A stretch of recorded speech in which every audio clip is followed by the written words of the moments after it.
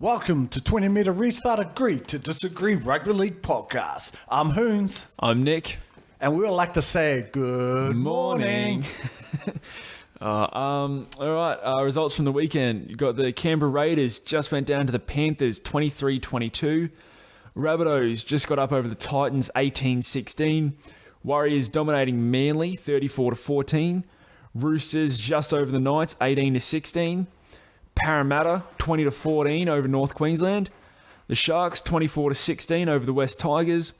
Melbourne Storm 32 defeated the Broncos 16, and Canterbury 16 Dragons 18 in a close match at ANZ. Hoonz, which team impressed you the most? Well, the team that impressed me the most, Nick, is that I would have to actually go with the Warriors. I was going to say Penrith because of their comeback and their origin stars stepping up to the mark after a brutal game. But no, I have to choose the Warriors because after watching that game and the return of Sean Johnson, you know, everyone was talking about Mason Leno this, Mason Leno that. We don't need Sean. No, guys, don't be silly. Sean is one of the best halves in the world, halfbacks in the world. And he comes back, and Isaac Luke, as usual, for this season so far, has just been phenomenal. Dominant. Just so dominant in the ruck. He destroyed Manly. Yep. And then you have Johnson back. Yeah. Johnson, and he absolutely killed them. Yep. And it was amazing. Oh, even Blake Green as well, stepped up to the mark. Yep. Peter Hiku, safe as houses at fullback against one of his old clubs. It was just a great performance all around from the Warriors.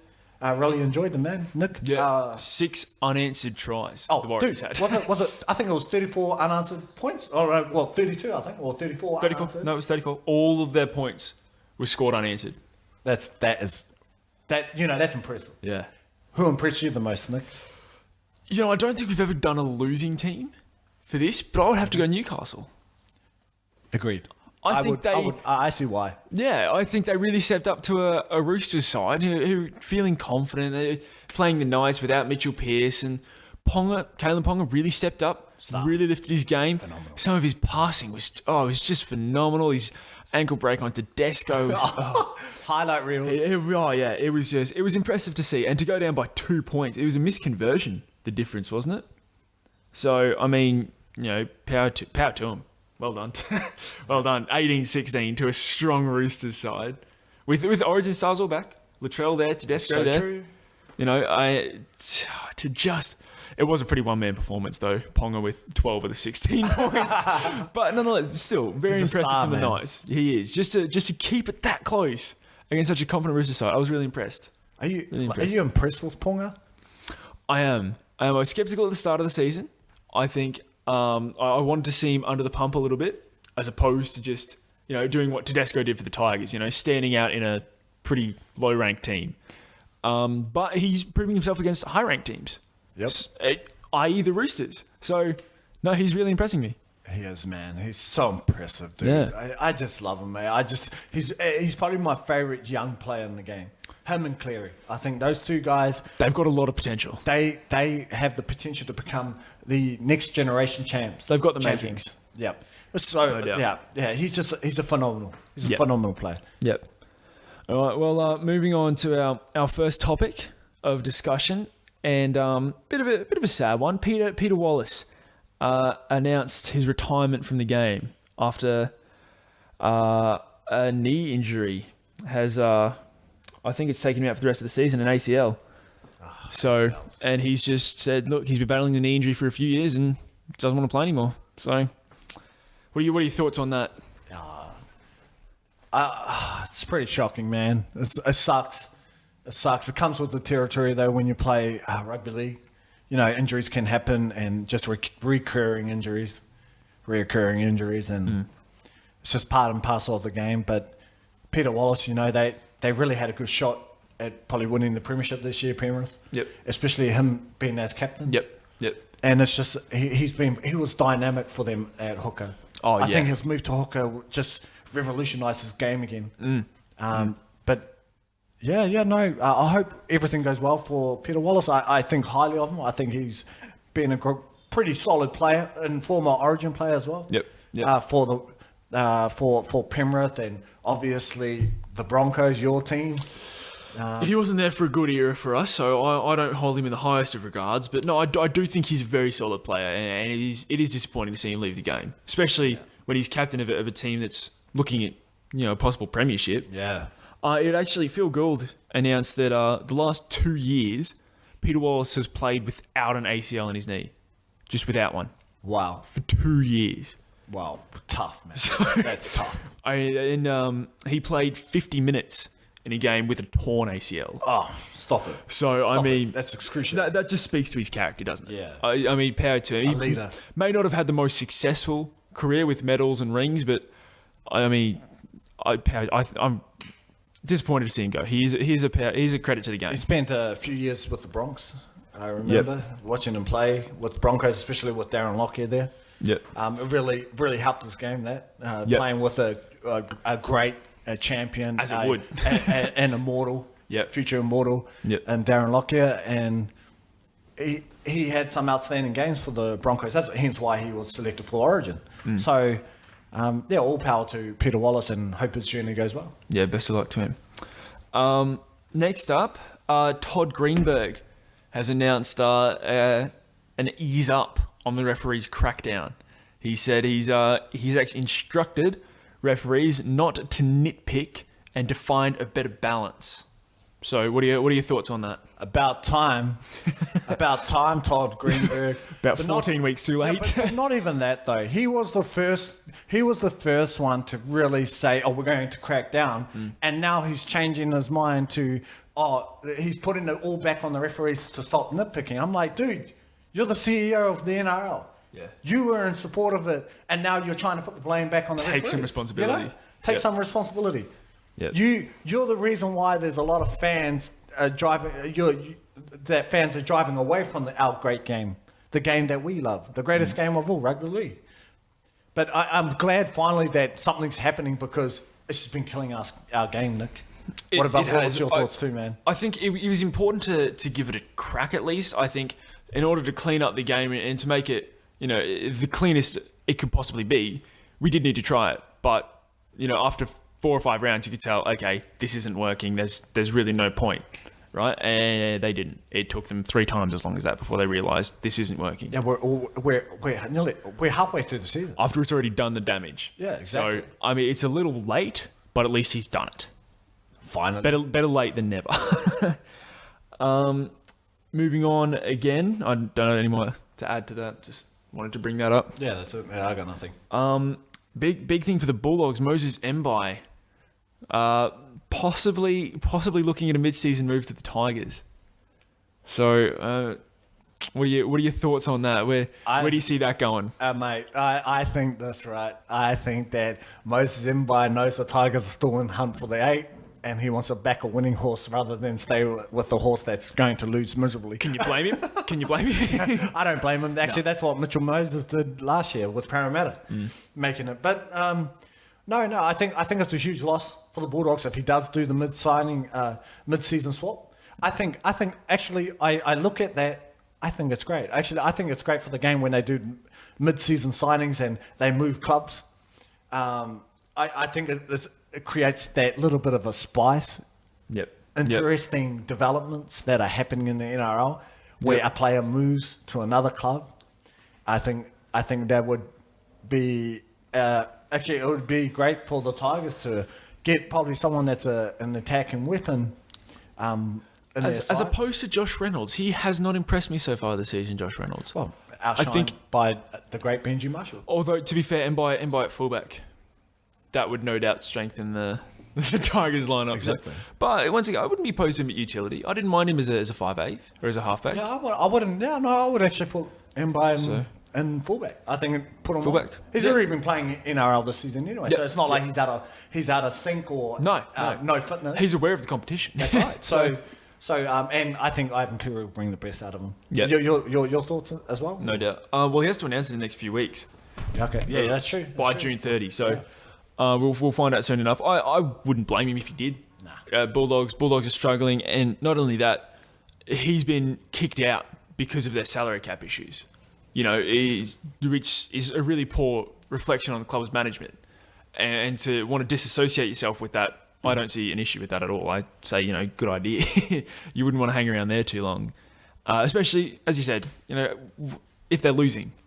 They're 15th on the ladder, aren't they, the Bulldogs? Yeah. So, I mean, yeah.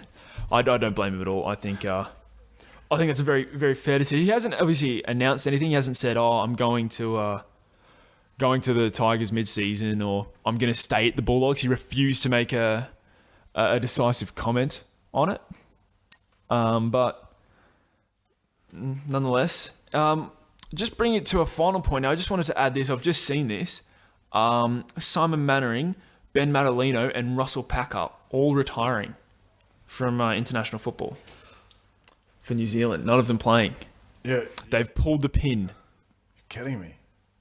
I'm not kidding. That's what this article in front of me says. 3 big-name New Zealand forwards have retired from International Rugby League, leaving gaping holes to fill for this month's test against England. Crap. As a Kiwis fan, I am stunned. I've actually put Madalena and Packer on my side, so I'm stunned. And Mannering's been a warrior for, like, a workhorse for a long, long time for the Kiwis. Ben Madalena coming back into great form. Russell Packer, man, as well. For the Tigers, both for the Tigers.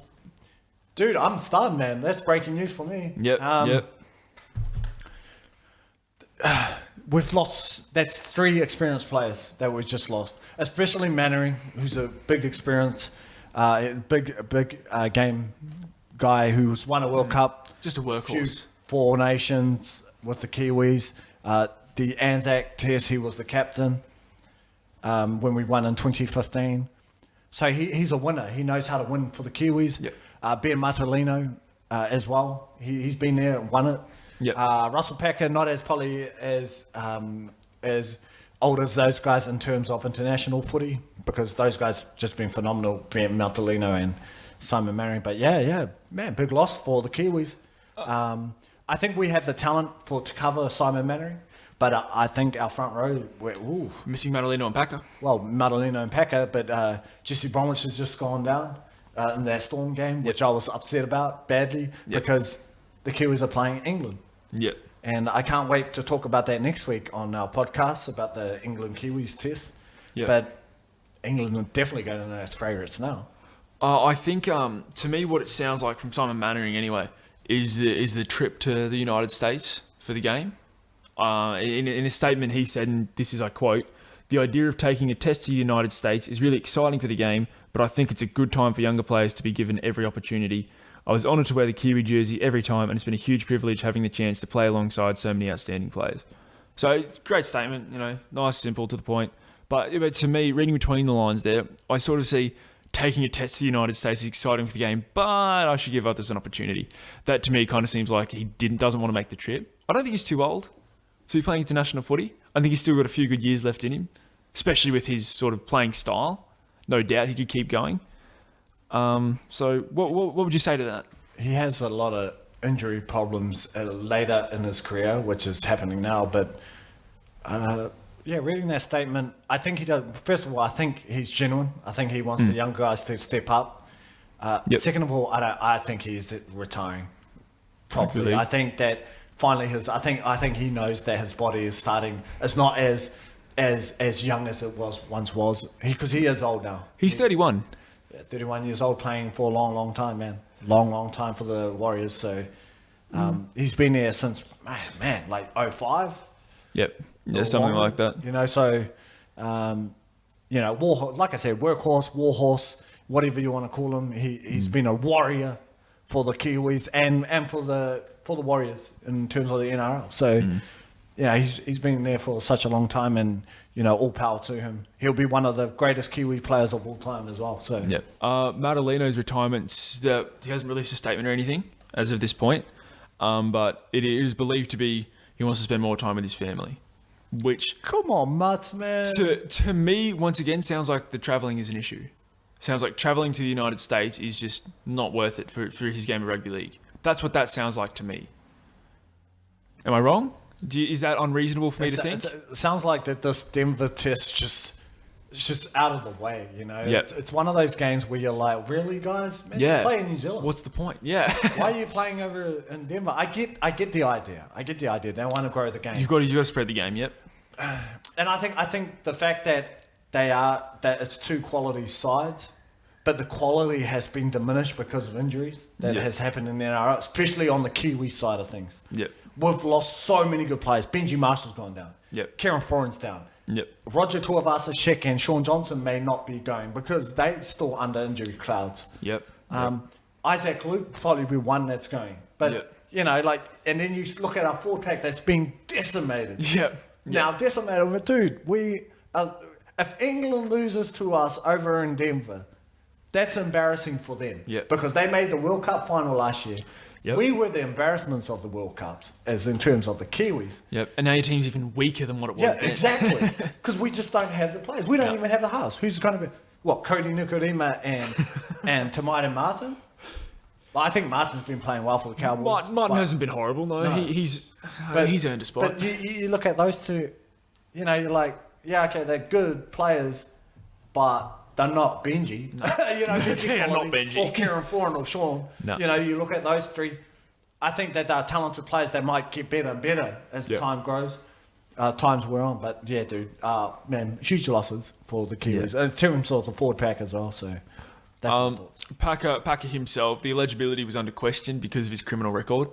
So I think doesn't having a criminal record stop you from flying to United States? Yeah, if you have one from especially your own country. Yeah, I think especially overseas, usually countries are strict on that. So to me, that seems like Packer's best opportunity to just say, I'll hang up the boots and I'll focus on club. Yeah. And rightfully so. He's doing well. I think Madaleno's doing the same. Club as well. Clubs, thoughts on the clubs, and maybe there's a possibility he might come out of retirement, but who knows?